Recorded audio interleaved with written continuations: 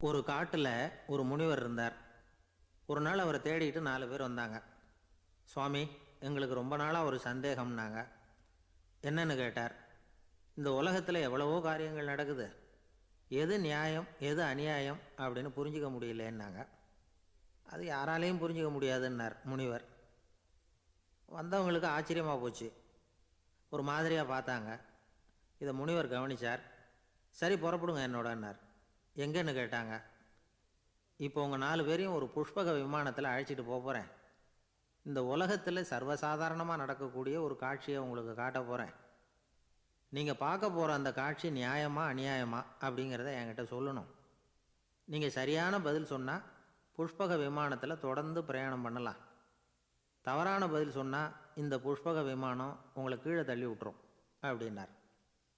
4 பேருக்கும் பயந்தான். இருந்தாலும் முனிவர் கூப்பிடுறாரே அப்படின்னு சொல்லி புறப்பட்டாங்க. அவங்க எல்லாரும் புறப்பட்டு ஒரு காட்டு வழியாக போய்கிட்டு இருக்கிறாங்க புஷ்பக விமானத்தில். அங்கே நடக்கிற ஒரு காட்சியை காட்டுறார் முனிவர். அதோ அங்கே பாருங்கன்னார். அந்த விமானத்தில் இருந்தபடியே எல்லாரும் கீழே குனிஞ்சு பார்க்குறாங்க. அங்கே ஒரு தாய் புலி அப்போ தான் குட்டி போட்டிருக்கு. குட்டிகளை ஈன்ற உடனே பசிக்கு இறை தேடி அந்த பக்கமாக வருது. அதே நேரம் ஒரு தாய் மான், அதுவும் அப்போ தான் குட்டி போட்டிருக்கு. அதுவும் இதே மாதிரி குட்டிகளை ஈன்ற உடனே பசிக்கு இறை தேடி அந்த பக்கமாக வருது. இப்போ அந்த புலி அந்த மானை அடித்து போட்டுவிடுது. அதுவும் சாப்பிடுது, குட்டிகளுக்கும் கொடுக்குது. இப்போ அந்த புலிக்குட்டிகள் முகத்தில் மகிழ்ச்சி, தாயை இழந்த அந்த மான் குட்டிகள் முகத்தில் துக்கம். இப்போ அந்த முனிவர் 4 பேர்கிட்டையும் கேட்குறார், நீங்கள் இங்கே பார்த்தீங்களே, இதில் எது நியாயம் எது அநியாயம்? ஒவ்வொருத்தராக சொல்லுங்கள். உங்கள் பதில் சரியில்லைன்னா இந்த விமானம் உங்களை கீழே தள்ளி விட்டுரும். சொல்லுங்கள் பார்க்கலாம்னார். முதல்ல ஒருத்தன் சொன்னான், அந்த புலி செஞ்சது சரிதாங்க. அது பசிக்கு அதுதான் ஆகாரம். தன்னுடைய பசிக்கு தானே இறை தேடிக்கிட்டுது. அதில் என்ன தப்பு? அவ்வளவுதான். அதனால் புலி செஞ்சது நியாயம்தான் அப்படின்னா. அவ்வளவுதான், அந்த விமானம் அவனை அப்படியே கீழே தள்ளி விட்டுட்டுது. அதனால் அவன் கொடுத்த பதில் சரியில்லை அப்படிங்கிறது புரிஞ்சு போச்சு. இப்போ 2வது ஆள் சொன்னான், புலி செஞ்சது பாவம், அந்த தாய்மான் என்ன தப்பு பண்ணிச்சு? இப்போ அந்த குட்டிகளுக்கு யார் ஆதரவு? அதனால் புலி செஞ்சது அநியாயம் அப்படின்னா. அவ்வளவுதான், அவனையும் கீழே தள்ளி விட்டுட்டுது அந்த விமானம். இந்த பதிலும் சரியில்லை அப்படின்னு ஆயிட்டுது. இப்போ 3வது ஆள் வந்தான். முதல்ல 2 பேர் கீழே விழுந்ததை பார்த்துக்கிட்டு இருந்தான். அதனால் அவன் சொன்னான், ரெண்டுமே நியாயந்தாங்க. புலி இறை தேடினதும் இயற்கை, அதுக்கு மான் இறையானதும் இயற்கை. அதனால் இதில் ஒன்றும் தப்பு இல்லைன்னா. அவ்வளவுதான், அவனையும் அந்த விமானம் கீழே பிடிச்சி தள்ளி விட்டுது. இப்போ 4வது ஆள் வந்தான். முனிவர் கேட்டார், நீயாவது சொல்லுப்பா, இந்த செயலில் எது நியாயம்னார். அவன் தெளிவாக பதில் சொன்னான். அதாவது என்ன சொன்னான்னா, எனக்கு தெரியல அப்படின்னா.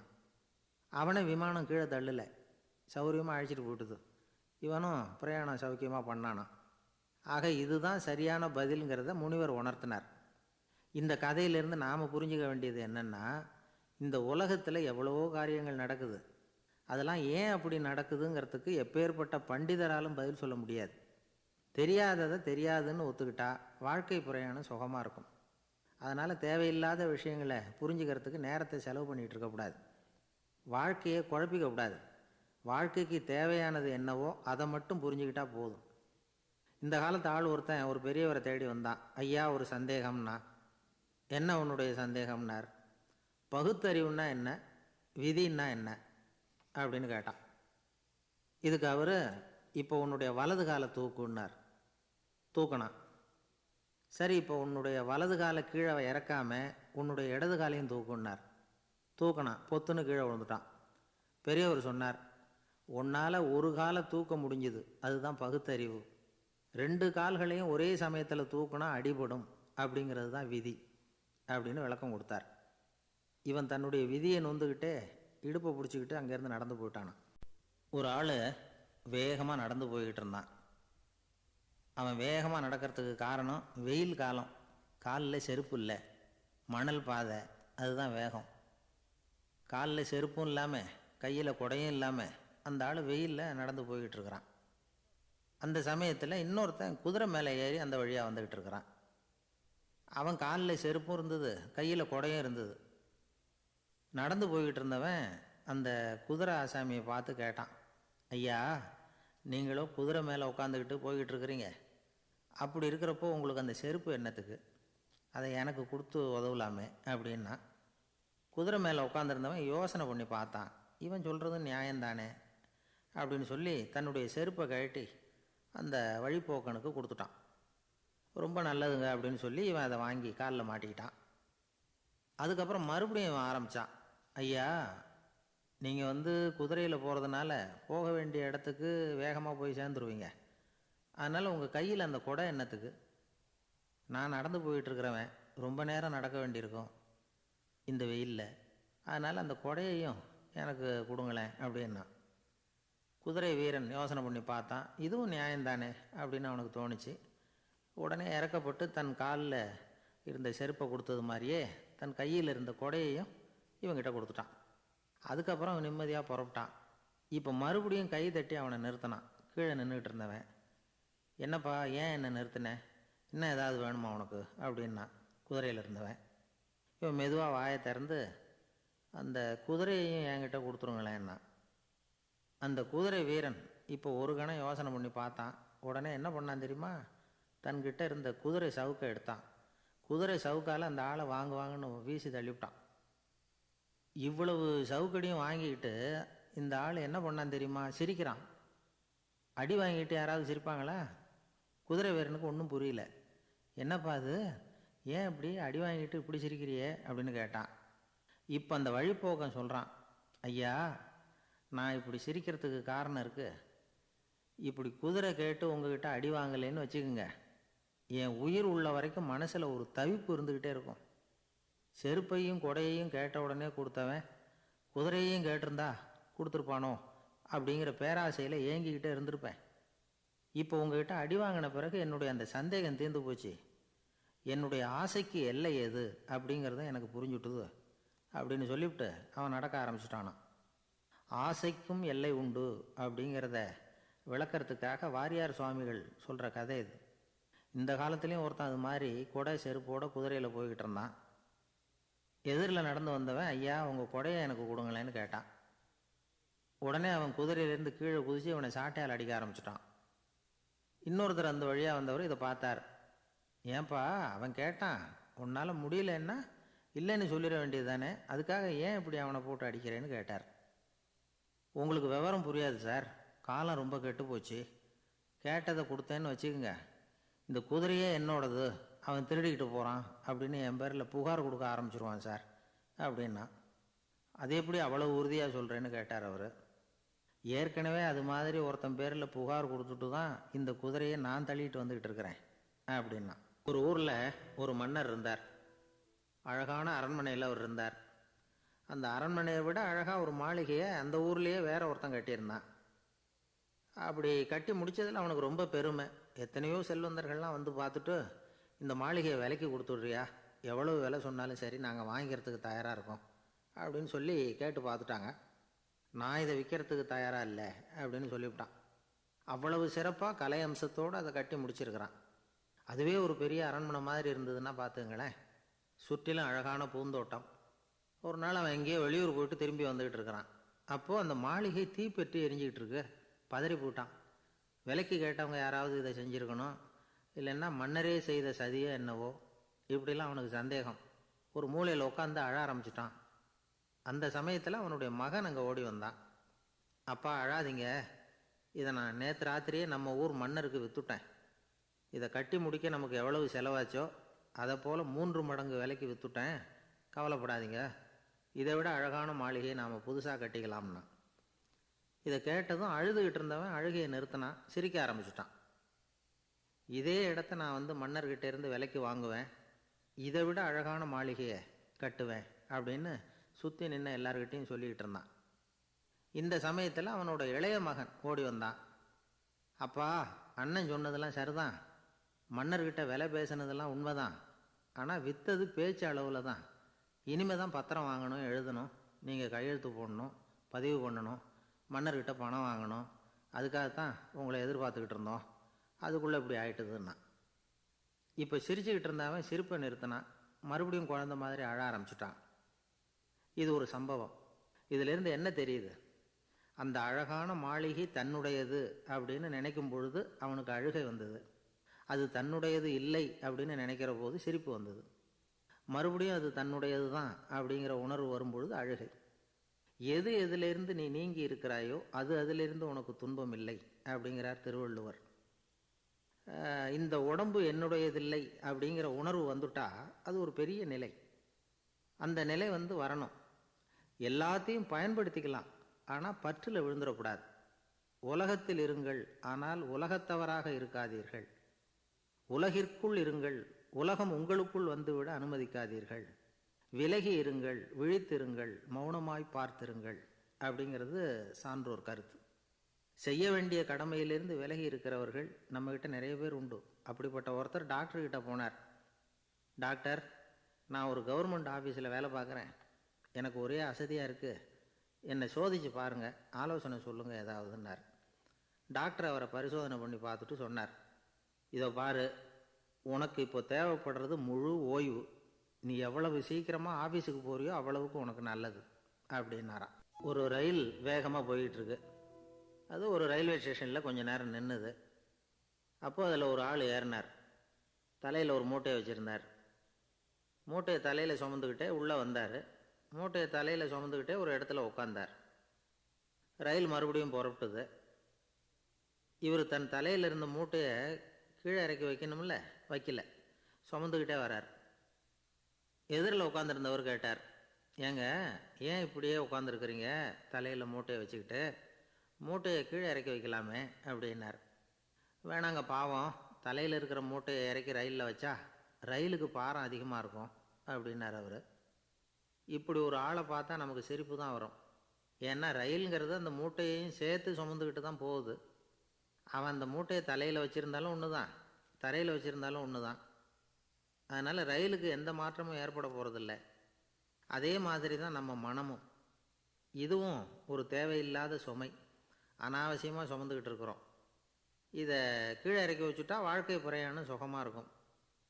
ரயில் பிரயாணம் பண்ணுற அந்த ஆள் மூட்டையை சுமக்கிறான், வாழ்க்கை பிரயாணம் பண்ணுற நாம மனசை சுமக்கிறோம்.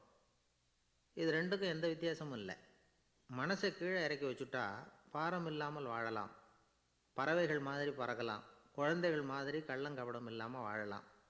இந்த வெளி உலகத்தில் நாம் நிலை பெற்று இருக்கணும், வேரூன்றி இருக்கணும். அதே சமயம் நம்முடைய உள்வெளியில் ஆன்மீக வாழ்க்கையில் பாரம் இல்லாமல் இருக்கணும். அப்போ பறக்கணும், நதியை போல் ஓடணும், மிதக்கணும். பயணம் சுகமாக இருக்கும், களைப்பு தெரியாது, கவலை தெரியாது. ஒரு சீடன் போதி தர்மரை நாடி வந்தான். குருவே, நீங்கள் என்னை வெறுமையாக இருக்க சொன்னீங்க, நான் இப்போ மறுபடியும் வெறுமையானவன் ஆகிட்டேன், அதனால் இப்போ என்ன செய்ய சொல்கிறீங்க என்ன அப்படின்னு சொல்லி நின்னான். உடனே அந்த குரு பக்கத்தில் இருந்த ஒரு குச்சியை எடுத்து அவன் தலையில் அடித்து, போய் அந்த வெற்றுத்தன்மையையும் வீசி எறிந்து விட்டு வா அப்படின்னார். நான் இப்போ காலியாக இருக்கிறேன்னு ஒருத்தன் சொல்கிறான்னு வச்சுங்க, அது உண்மை இல்லை. ஏன்னா இன்னமும் அதில் நான்கிற எண்ணம் இருக்குது. எந்த சிந்தனையும் இல்லாமல் இருக்கிறது கடினம்தான். ஆனாலும் மனிதன் அதில் உள்ள நுட்பத்தை புரிஞ்சுக்கிட்டான்னா இவ்வளவு தூரம் தூக்கி சுமந்துக்கிட்டு வந்த அந்த மனதின் முட்டாள்தனத்தை அவனே பார்த்துட்டு சிரிப்பான். இதுதான் பெரியவங்க சொல்லியிருக்கிற ஆலோசனை. நம்மால் ஒருத்தன் தலையில் ஒரு பெரிய மூங்கில் கூடையோடு ரயிலில் உட்காந்தான். கூடை தலையில் இருந்தது, கீழே இறக்கி வைக்கல. எதிரில் இருந்தவர் கேட்டார், ஏங்க எதுக்காக அதை அனாவசியமாக சுமந்துக்கிட்டே இருக்கீங்க, கீழே இறக்கி வைங்களேன்னார். இல்லைங்க, நான் வீட்டை விட்டு புறப்படும் பொழுதே என் பையன் சொல்லிவிட்டான், கூடையை தலையை விட்டு இறக்கக்கூடாதுன்னு அப்படின்னார். அவன் சின்ன பையன், விவரம் இல்லாமல் சொல்லியிருப்பான். இப்போ என்ன நேரில் வந்தால் பார்த்துக்கிட்டு இருக்கிறான், நீங்கள் இறக்கி வைங்கன்னார் அவர். அவன் நேரில் பார்த்துக்கிட்டு இல்லை, இருந்தாலும் நான் இந்த கூடையை கீழே இறக்கி வச்சா அது அவனுக்கு தெரிஞ்சிடும் அப்படின்னாரு இவர். அது எப்படின்னார் அவர்.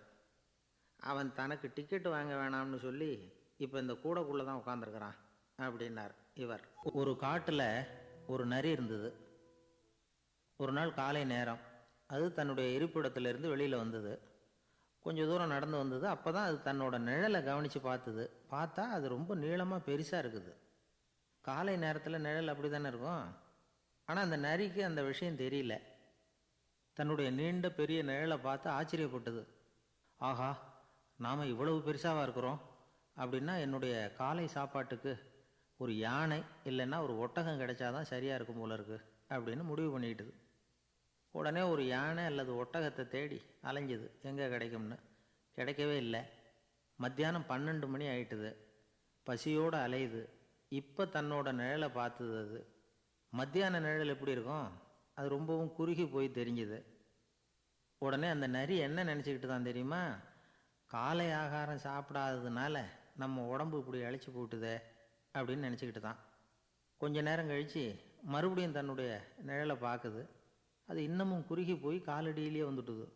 அதுக்கு பயமாக போயிடுது. ஐயையோ, இன்னும் கொஞ்சம் நேரத்தில் நாம் இறந்துருவோம் போல இருக்க. இப்போ என்ன செய்கிறது?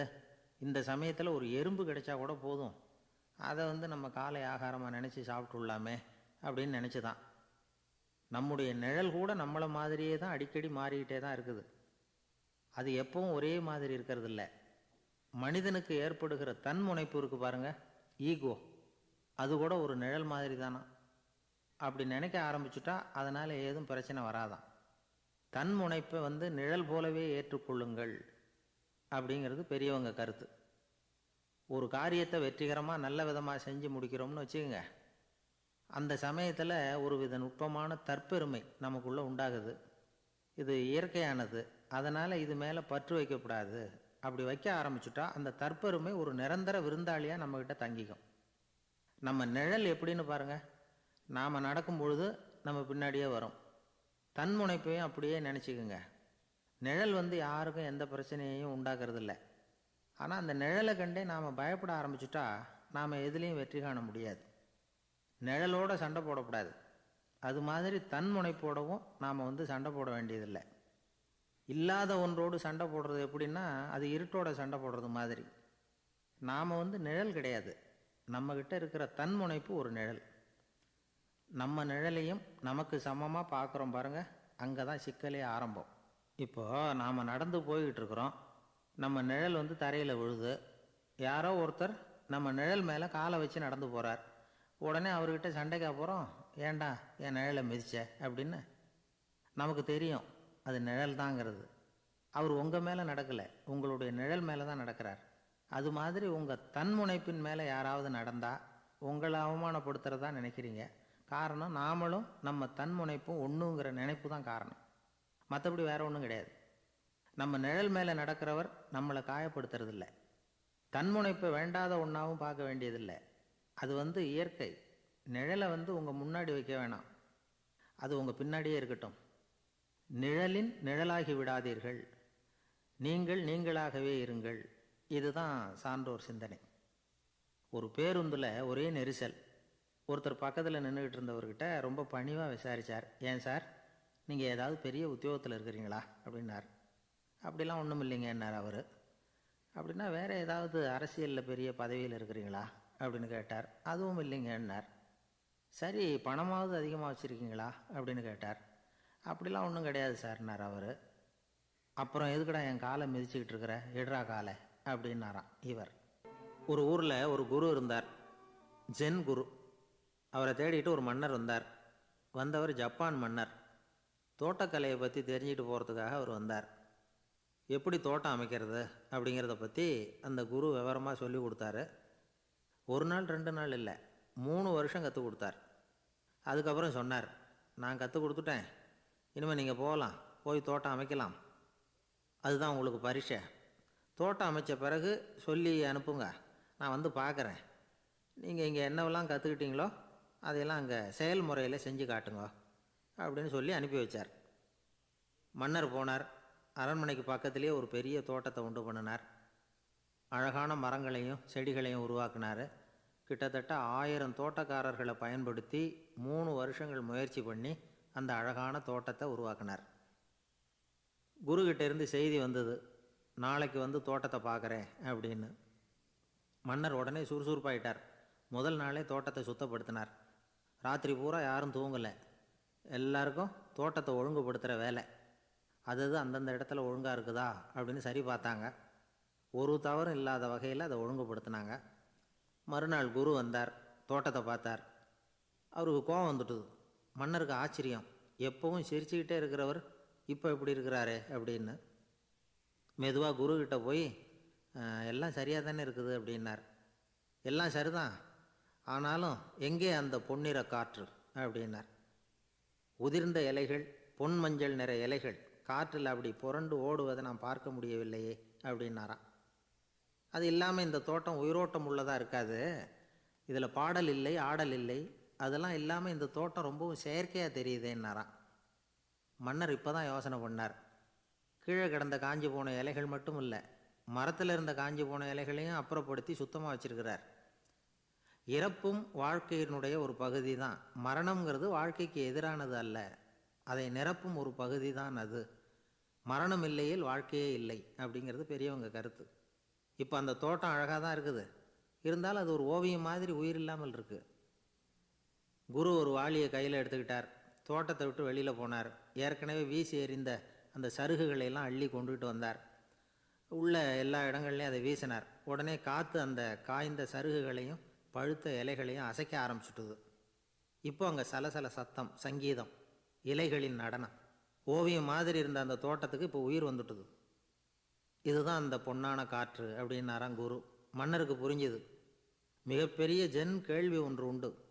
உம்மான் அப்படிங்கிற ஒரு பெரிய குருவை பார்த்து துறவி ஒருத்தர் கேட்டாராம், இலைகள் எல்லாம் கீழே விழுந்து மரங்கள் மொட்டையாக இருக்கும் பொழுது என்ன நடக்கும்? இதுதான் கேள்வி. இதுக்கு உம்மான் சொன்ன பதில் பொன்னான காற்று, தி கோல்டன் விண்டு அப்படின்னாராம்.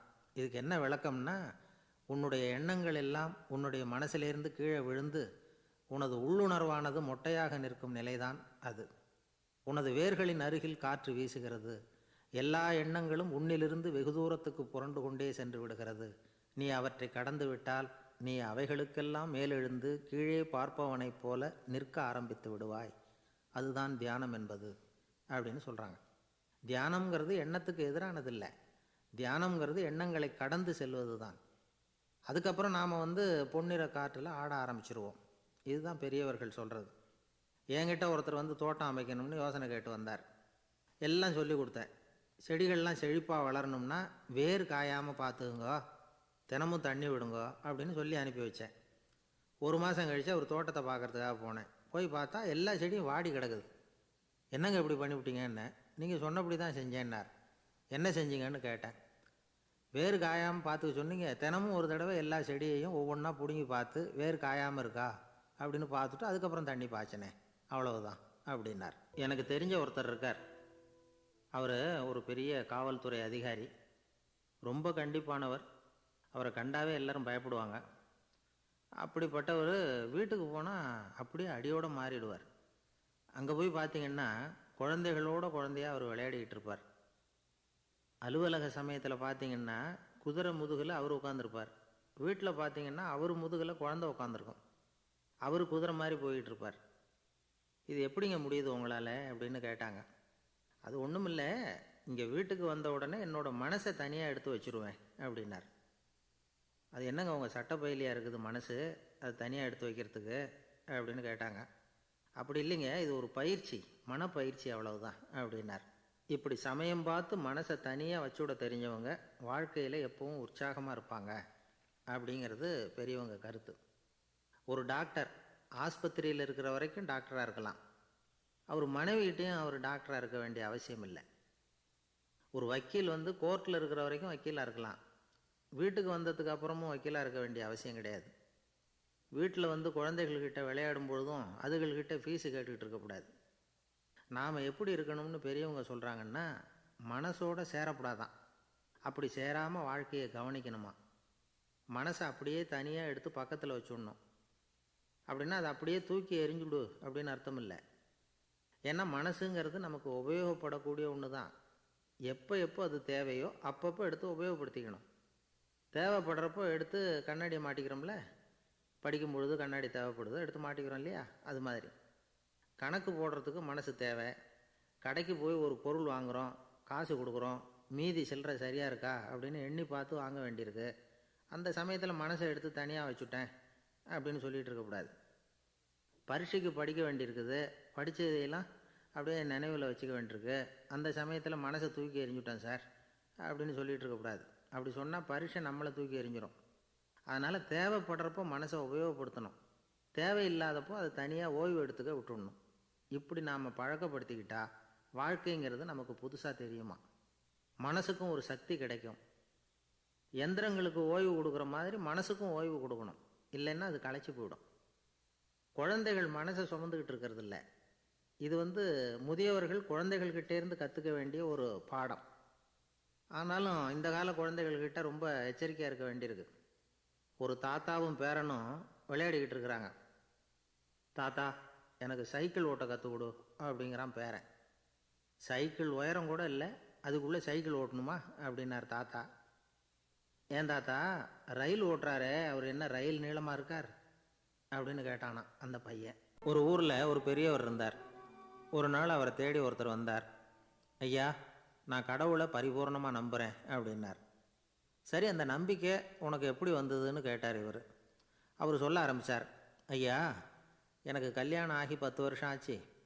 ஆனாலும் குழந்தை பாக்கியம் இல்லை. அதுக்கு என்ன காரணமாக இருக்கும்னு நான் யோசனை பண்ணிகிட்டு இருந்தப்போ நண்பர் ஒருத்தர் ஒரு ஆலோசனை சொன்னார். உனக்கு மதப்பற்று இல்லை, எந்த கடவுளையுமே நம்ப மாட்டேங்கிற, அதுதான் காரணம். கடவுளை நம்பு, உனக்கு குழந்தை பாக்கியம் கிடைக்கும் அப்படின்னார்.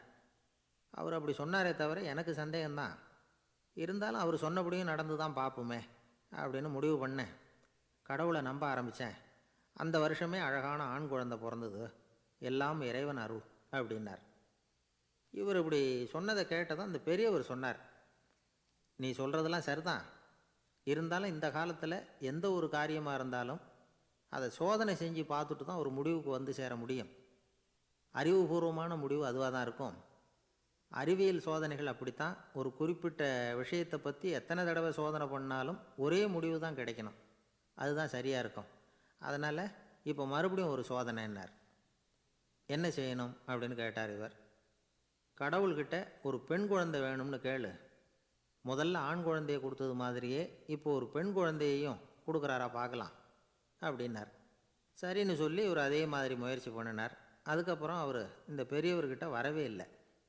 கொஞ்ச காலம் கழித்து இவரே அவரை தேடிட்டு போய் கதவை தட்டினார். அவர் கதவை திறந்தார். என்ன ஆச்சு, கடவுள் கண் திறந்தாரா அப்படின்னு கேட்டார். அவர், அந்த சமாச்சாரம்லாம் நமக்கு வேணாம் சார். முதல் தடவை அது ஏதோ தற்செயலாக ஏற்பட்ட ஒரு சாதகம். இப்போ நீங்கள் 2வது தடவை சொன்ன பிறகு தினமும் கடவுளை வேண்டிக்கிட்டு தான் இருக்கிறேன், ஒன்றும் நடக்கலை அப்படின்னார் ரொம்ப விரக்தியாக. ஒரே ஒரு தோல்வியில் உங்கள் நம்பிக்கையெல்லாம் பறந்து போயிடுது பார்த்தீங்களா அப்படின்னார் அந்த பெரியவர். எல்லாம் நல்ல விதமாக நடக்கிற வரைக்கும் நம்பிக்கை, எதிர்பார்த்தது தோல்வியில் முடிஞ்சுட்டுதுன்னா அவநம்பிக்கை. மற்றவர்கள் பேரில் வைக்கிற நம்பிக்கை எந்த நேரத்திலையும் விவகாரமாகி விடக்கூடிய சாத்தியம் உண்டு. நாம் நம்பிக்கை வைக்க வேண்டியது நம்மக்கிட்ட தான். நமக்குள்ளே இருக்கிறார் கடவுள். எனவே நம்ம பேரில் நாம் வைக்கிற நம்பிக்கை தான் உண்மையான கடவுள் பக்தி. நிபந்தனையற்ற நம்பிக்கையாக அது இருக்கணும். எல்லாம் நல்லபடியாக நடந்துக்கிட்டு இருந்தால் எந்த முட்டாளுக்கும் நம்பிக்கை வரத்தான் செய்யும் அப்படிங்கிறது ஒரு பெரிய ஒரு கருத்து. தியானத்தின் மூலமாக தான் உனக்குள்ளே ஆழமாக தோண்டுனா உன்னுடைய அடி ஆழத்தில் நம்பிக்கை அப்படி ஊற்றெடுக்கும், அதை பார்க்க முடியும் அப்படிங்கிறது பெரியவர்கள் சிந்தனை. ஒரு குழந்தை அப்பாவை பார்த்து என்னப்பா பண்ணுறேன்னு கேட்டுதான். பிரார்த்தனை பண்ணிகிட்டு இருக்கிறேன்னாரான் அப்பா. பிரார்த்தனை பண்ணுனா என்ன கிடைக்கும் அப்படின்னு கேட்டுதான் குழந்தை. எல்லாம் கிடைக்கும் அப்படின்னாரான் அப்பா. நீ வச்சிருக்கிறிய பேனா அது கூட கிடைக்குமான்னு கேட்டுதான் குழந்தை. கிடைக்குமேன்னு இருக்கார். அப்படின்னா அந்த பேனாவை என்கிட்ட கொடுத்துரு, நீ பிரார்த்தனை பண்ணி வேறு பேனா வாங்கிக்கோ அப்படின்னு தான் அந்த குழந்தை. ஒரு ஊரில் ஒரு கோயில் இருந்தது. ரொம்ப பழைய கோயில். உள்ளே போகிறதுக்கே பயமாக இருக்கும். எந்த நேரத்தில் இடிஞ்சு விழுந்துருமோ அப்படிங்கிற பயம். அப்படி இருந்ததுனால யாரும் துணிஞ்சு சாமி கும்பிடுறதுக்கு அங்கே போகிறதில்ல. கோயிலுக்கு வர்ற கூட்டம் கொஞ்சம் கொஞ்சமாக குறைய ஆரம்பிச்சுட்டுது. கோயில் நிர்வாகிகள் எல்லாரும் கூடி உட்காந்து பேசினாங்க. என்ன பண்ணலாம்னு யோசனை பண்ணாங்க. எந்த இடம் மோசமாக இருக்கோ அந்த இடத்த பழுது பார்த்தாங்க. அங்கே எங்கே வர்ணத்தை பூசி கொஞ்சம் அழகுபடுத்தி பார்த்தாங்க. ஏதோ இந்த ஊரில் கோயில்னு ஒன்று இருக்குது, அது மக்களுக்கு தெரியணும் அப்படிங்கிறதுக்காகத்தான் இப்படிலாம் பண்ணாங்க. இருந்தாலும் கோவில் இருக்கிற நிலைமை மக்களுக்கு தெரியும். அதனால் அங்கே வர்றது குறைச்சிக்கிட்டாங்க அவங்க. ஒரு கட்டத்தில் யாருமே வர்றதில்லை. நிலைமை அந்த அளவுக்கு ஆயிட்டுது. மறுபடியும் கோவில் நிர்வாகிகள் கூட்டம் நடந்தது. இந்த கூட்டம் கூட கோயிலுக்கு உள்ளே நடக்கலை, இடிஞ்சு விழுந்துருமோங்கிற பயம். அதனால் வெளியில் தான் உட்காந்து கூட்டத்தை நடத்தினாங்க. ஏன்னா உள்ளே போகிறதுக்கு அவங்களுக்கும் துணிச்சல் கிடையாது. எந்த நேரமும் விழுந்துரும் போல் இருந்தது அது வழியாக போகிறவங்க கூட வேகமாக அந்த இடத்த கடந்து போக ஆரம்பிச்சிட்டாங்க. கோவில் நிர்வாகிகள் வெளியில் உட்காந்து கூட்டம் போட்டாங்க இல்லையா, அந்த கூட்டத்தில் 4 தீர்மானங்களை நிறைவேற்றினாங்க. அது என்ன 4 தீர்மானம்னா, முதல் தீர்மானம், இந்த கோவிலை இடிப்பது அப்படிங்கிற முடிவை இந்த கமிட்டி மிகவும் வருத்தத்துடன் ஏற்றுக்கொள்ளுகிறது அப்படின்னு நிறைவேற்றினாங்க. இதுக்கு பதிலாக இன்னொரு கோவிலை உடனடியாக கட்டி முடிச்சுடணுங்கிறது 2வது தீர்மானம். 3வது தீர்மானம் என்ன தெரியுமா? பழைய கோவிலின் கதவுகள், அதிலிருந்து பிரித்து எடுக்கிற செங்கல், இதையே புது கோவில் கட்டுவதற்கு பயன்படுத்தி கொள்ள வேண்டியது. பழைய கோவில் இருந்த மாதிரியே அதே வடிவத்தில் புது கோவிலையும் கட்ட வேண்டியது. பழைய கோவிலின் அஸ்திவாரத்தை அப்படியே வச்சுக்கிட்டு அதுக்கு மேலே நாம் கோவிலை கட்டிக்க வேண்டியது. இதுதான் 3வது தீர்மானம். இதையும் கமிட்டி முழு மனசோடு ஏற்றுக்கிட்டது. இது வரைக்கும் சரி. இப்போ அந்த கமிட்டி 4வதாக ஒரு முக்கியமான தீர்மானத்தை கொண்டுக்கிட்டு வந்து அதையும் ஏகமனதாக நிறைவேற்றி விட்டது. அது என்ன தீர்மானம்னா, புதிய கோவில் கட்டி முடிக்கிற வரைக்கும் பழைய கோவிலை இடிக்கிறதில்லை அப்படிங்கிற தீர்மானம். எப்படி இருக்குது பாருங்கள் இது. பழசை இடிக்காத வரையில் அதே இடத்துல புதுசாக எப்படி கட்ட முடியும்? பல விஷயங்களில் நாம் நடந்துக்கிற முறையும் இப்படி தான் இருக்குதான். வாழ்க்கையில் முன்னேறணும்னு ஆசைப்படுவோம். அதே நேரத்தில் அந்த முன்னேற்றத்துக்கு எது தடையாக இருக்கோ அதை விட்டு விடுறதுக்கும் மனசு வராது. வெளிநாட்டில் ஒரு பெரிய விருந்து நடந்துக்கிட்டு இருந்துதான். எல்லாரும் மது கோப்பையும் கையுமா அலைஞ்சிக்கிட்டு இருக்கிறாங்க. ஒருத்தர் மட்டும் கையில் எதுவும் இல்லாமல் ரொம்ப நல்ல பிள்ளையா சாதுவாக ஒரு ஓரமாக தனியாக உட்காந்துருக்கிறார். அவர்கிட்ட நெருங்கி வாங்க மது சாப்பிட்லாம் அப்படின்னு கூப்பிட்டாங்களாம். என்னை வற்புறுத்தாதீங்க, நான் என் மனசுக்குள்ளே உறுதியாக தீர்மானம் பண்ணிவிட்டேன் அப்படின்னாராம். என்ன தீர்மானம் பண்ணியிருக்கீங்க அப்படின்னு கேட்டிருக்காங்க. ஏற்கனவே முழு போதையில் இருக்கும் பொழுது மறுபடியும் மது கோப்பையை தொடரதில்லை அப்படின்னு தீர்மானம் பண்ணியிருக்கேன் அப்படின்னாராம்.